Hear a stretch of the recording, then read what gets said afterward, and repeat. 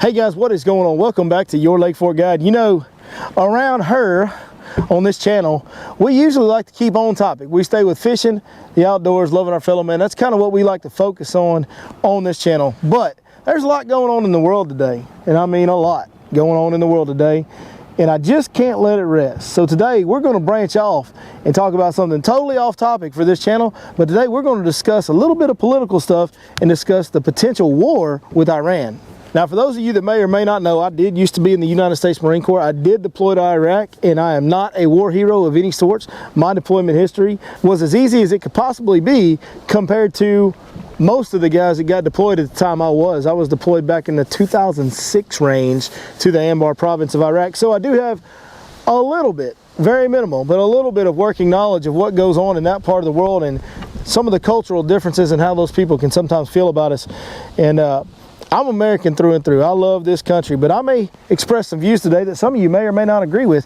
I'm just going to put my spin on it out there. That's the good thing about building the channel. So thank you guys for helping me build the channel over the last couple of years. As small as it may be, I do have a little bit of a voice to say what I want to say, I guess. So before I get started going off on this topic, let me just say first that I am 1,000,000% behind everybody's right to their belief system. I'm behind freedom. I'm a small government, ultimate freedom believing type of guy. That's what I believe in more than anything else. So I don't have any issue if someone wants to worship a different religion than me. I don't care. You want to not like America? I don't care. It's your right. Right up until you want to hurt or restrict the ability of others to observe their own freedoms. And there's a few different topics that relate to this whole potential war.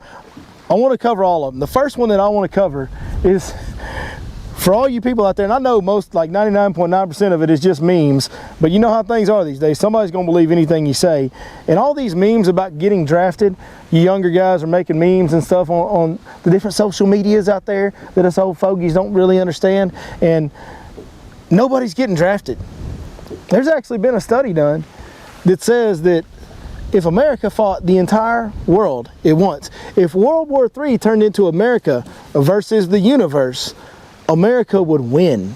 It would be a close one, but America has enough military power, enough military might, and we are so fortunate to live in a country where we have so many young people that will volunteer and serve, and not just so many young people, but so many high quality young people that will volunteer and go risk their lives and fight to defend our freedoms, that we could actually, scientifically by the numbers, take on the entire world at once and come out on top. So I don't think you're getting drafted. We could fight the whole world and you still wouldn't need to be drafted for us to win. So just stop. Just stop. Like the memes that are funny, that's great. I love comedy too. I laugh at all of them. But for those of you that are thinking you might get drafted that are 18, calm down. Calm down. Go back in your safe space in your corner with your snowflake tears. You'll be just fine. Now on to the current situation. You may or may not like this president. I'm not here to sway you one way or another politically, but we saw how an embassy attack worked out once before with the previous administration. And I can tell you it's one of the saddest, most sickening moments of my life to see the lack of concern, the lack of action to protect our own. We had American citizens in harm's way, and to cover up their nonsense and their BS, and to be honest with you, their somewhat illegal activity that they were complicit in, they chose to let it ride. And unfortunately for them, word got out about what happened, and the whole world knows about it now. But that Benghazi deal was one of the ugliest things that's ever happened. It really made a lot of the country lose a lot of faith in our government.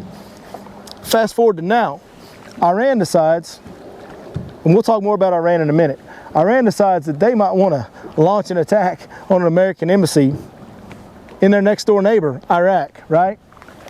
Well, how'd that work out with this administration, boys? They sent 100 Marines, some Army paratroopers in there, some Black Hawks, something like that, and those boys went running for the hills. Because I can tell you one thing from my time over there, I do know this. Those boys will not fight you face to face.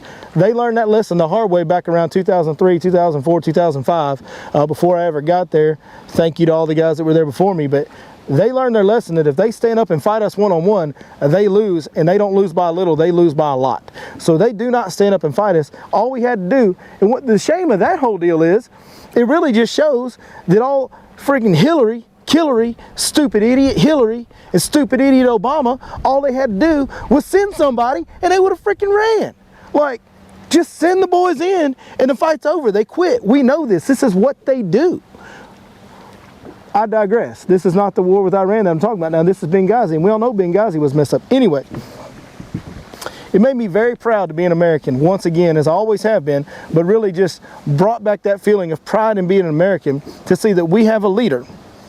Right, wrong, or indifferent. I do not agree with everything he does. I do wish he would handle things differently, especially in a more professional manner at times. I don't really believe in every action that he takes, but in this situation, it was very awesome for us to have a leader that would stand up and protect our citizens, our soldiers, our Americans, period, in the story. Anytime they're in danger, we need to protect them. He did just that. He did a great job of that. He's also done a great job in showing restraint against Iran. To me, that attack on the embassy, that's U.S. soil. Those embassies are considered U.S. soil, that embassy property. That's an attack on U.S. soil. For me, that's enough to go ahead and send as many Marines as he wants to, because he has the right to do that. The Marine Corps can be sent anywhere at any time by the president. It would have been enough for me to be okay with him sending a bunch of Marines in there to go ahead and straighten Iran out once and for all right away. But he's shown a great deal of restraint, a great deal of political decorum in waiting, making sure that he's doing the right thing. Go ahead and create a mission that takes out an evil person. Like, whatever political side you fall on, if you think that general they took out in Iran didn't deserve to die, we got to have a whole nother topic. We need to have a whole nother talk, and you might need to go seek some, because you're out your mind, because that old dude's been doing some evil stuff for a long time. And there's plenty of people over there that do evil stuff. There's also, for the record, a lot of people, more than not, people over there that are good, hardworking people that love their family, that are trying to do the right thing for the right reasons. Want to say that. In fact, Iran, before 1970 something, maybe late 60s, before the current radical regime took over, that is in charge of Iran now, before they took over, Iran was one of the most educated, the most liberated, and the most modern cultures. It was the most in the Middle East at that time. And then the radical regime come over, and all of a sudden the women had to wear sheets over their heads, and nobody was allowed to read a book that didn't correspond with the message they wanted to deliver. And we all know how that goes. And now here we are with a regime that pushes the agenda that all Americans deserve to die. Never once in the history of America have we ever said that entire country needs to die. Never once. But yet they somehow have the right to say that all Americans deserve to die. You tell me who's right and who's wrong. And once again, when you have those kind of threats to coming directly from a political leader, to me, that's enough that we should go over there and do something about it, straighten them out. Good thing I'm not in charge, because we'd be in a lot of wars, because I can have a little bit of a hot head, probably while I was in the Marine Corps though. So now here we are on the verge of potentially invading Iran and going to war with them. The first thing that comes to mind is it's about time. It's about time. These people have been on a long leash for way too long. They kind of got it coming. They have been picking a fight, trying to pick a fight for years and years and years.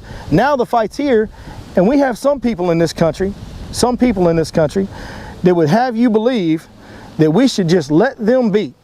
Let them continue to threaten. Let them continue to make small-scale attacks one at a time. And let them continue to operate in the manner in which they've been operating. Once again, it's your right to believe that. Personally, I think you're a freaking idiot. It's my right to believe that you're an idiot. So, the one thing I do know is there's a bunch of boys that wear some green and brown that are jacked up like it's Friday night in high school all over again. I can tell you that.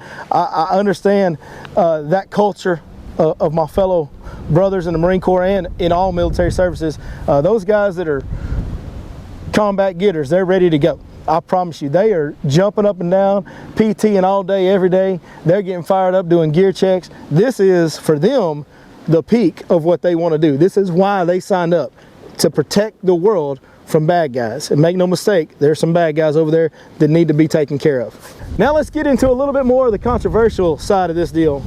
And something that I haven't heard too many people discuss, really, and I don't know. Listen, if I show up dead somewhere, y'all know who did it after I say this.